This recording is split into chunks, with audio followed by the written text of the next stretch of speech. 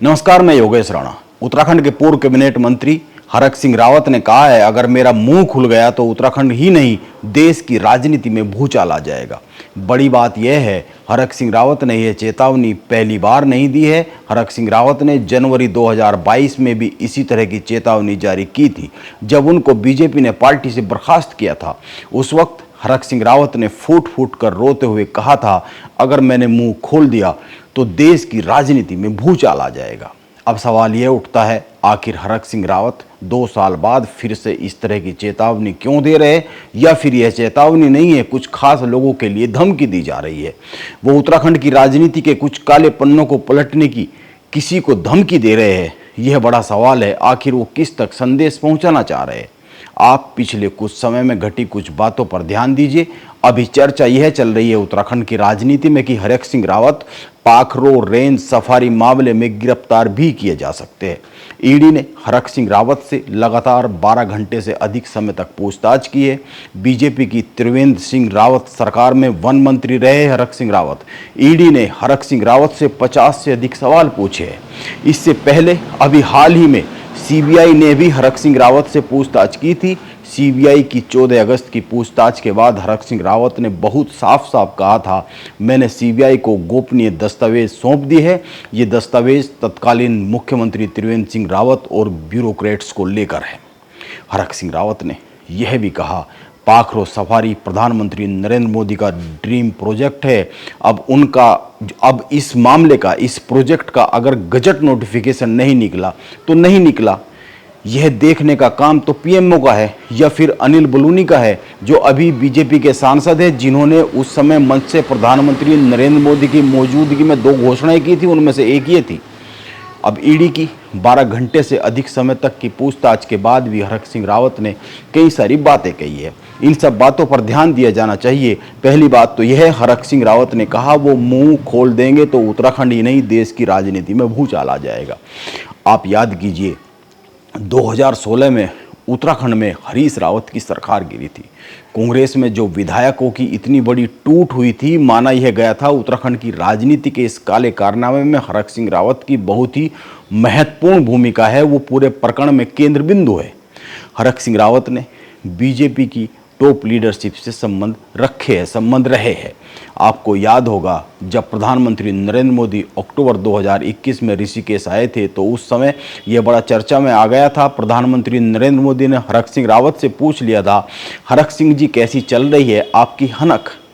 जब इसको लेकर मीडिया में कुछ खबरें छपी तो हरीश रावत से रहा नहीं गया। उन्होंने सोशल मीडिया पर लिख दिया था, प्रधानमंत्री हनक सिंह कहकर कई मंत्रियों को चक्कर में डाल गए। अब प्रधानमंत्री नरेंद्र मोदी ने हरक सिंह रावत को हनक सिंह तारीफ में कहा था या कटाक्ष में कहा था, यह तो पता नहीं, लेकिन बात सही है, हरक सिंह रावत बीजेपी और कांग्रेस की टॉप लीडरशिप के संपर्क में लंबे समय तक रहे हैं। दोनों दलों की सरकारों में उत्तराखंड में बड़े महत्वपूर्ण पद पर रहे हैं। इसीलिए यह तो माना ही जाना चाहिए उनके पास बहुत कुछ होगा बीजेपी और कांग्रेस को लेकर। वो 2016 जैसी उत्तराखंड में घटी घटना के प्रमुख घटक रहे हैं। इसीलिए उनके पास जो कुछ है, जिसको वो उजागर करने की चेतावनी या यूं कहें धमकी लगातार दे रहे हैं, अब इसे वो कब उजागर करेंगे यह तो वक्त ही बताएगा। लेकिन हरक सिंह रावत इस वक्त व्याकुल बहुत दिख रहे हैं। उनके कुछ बयान इस ओर इशारा करते हैं। आप ध्यान दीजिए, हरक सिंह रावत ने अभी ईडी की लंबी पूछताछ के बाद बहुत ही महत्वपूर्ण बातें कही है।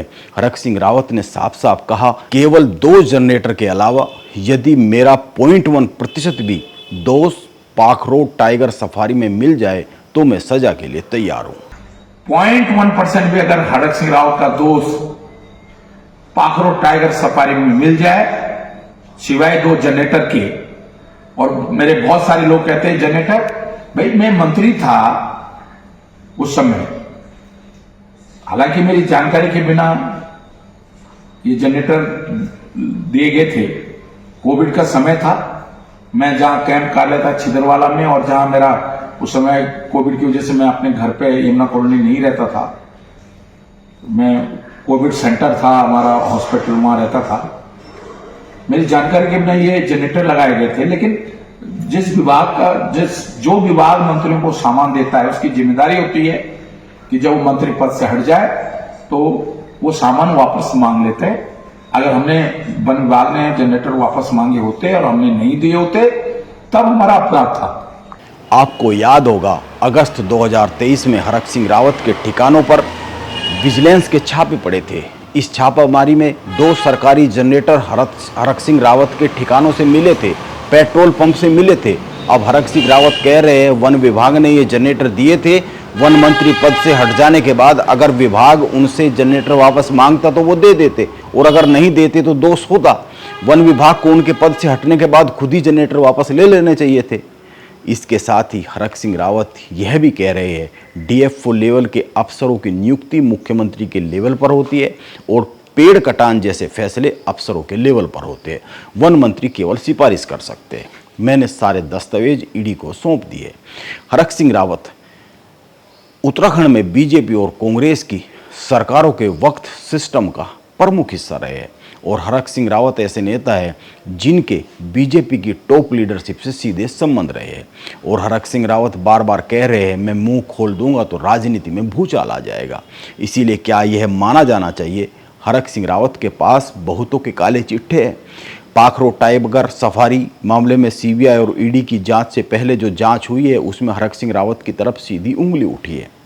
यह सब बातें मीडिया में तमाम खबरों में आ चुकी है। इसके बाद यह मामला सीबीआई और ईडी को सौंपा गया। ईडी अभी भी पूछताछ की है और अभी जो पूछताछ की है हरक सिंह रावत से, इससे पहले भी कई बार पूछताछ हो चुकी है। हरक सिंह रावत के करीबियों और परिवार के लोगों से भी पूछताछ हो चुकी है। पाखरो टाइगर सफारी मामला भ्रष्टाचार से जुड़ा हुआ मामला है। इस मामले में 6000 से अधिक पेड़ अवैध तरीके से काट दिए जाने के आरोप है। सरकारी पैसे की बहुत बड़ी हेराफेरी के आरोप है। सीबीआई ने अक्टूबर 2023 में इस मामले को लेकर मुकदमा दर्ज किया, जबकि दिसंबर 2023 में ईडी की एंट्री इस मामले में हुई। यह मामला वैसे तो 2019-20 का है। उस वक्त Jim Corbett tiger national park में टाइगर सफारी बनाने के मामले में कई तरह की अनियमितताएं सामने आई थी। उस वक्त उत्तराखंड में त्रिवेंद्र सिंह रावत मुख्यमंत्री थे, लेकिन इस मामले में बड़ी कार्रवाई पुष्कर सिंह धामी के मुख्यमंत्री बनने के बाद हुई। मुख्यमंत्री धामी के आदेश पर 2022 में विजिलेंस के हल्द्वानी सेंटर में इस मामले में मुकदमा दर्ज किया गया। अब चर्चा यहां तक पहुंच गई है इस मामले में हरक सिंह रावत की गिरफ्तारी तक हो सकती है। अगर ऐसा होता है तो यह उत्तराखंड के राजनीतिक इतिहास में एक बहुत बड़ा काम होगा, क्योंकि उत्तराखंड में भ्रष्टाचार के आरोप तो लगते ही रहते हैं, लेकिन इस तरीके से बड़ा एक्शन कभी हुआ नहीं है। और आरोप जो लगते हैं उनमें भी अफसरों और मंत्रियों को बचाने के आरोप भी लगते हैं साथ साथ में। अब देखना है हरक सिंह रावत देश में कोई राजनीतिक भूचाल लाते हैं या फिर कहानी कुछ और ही मोड़ ले लेती है। नमस्कार, मैं योगेश राणा।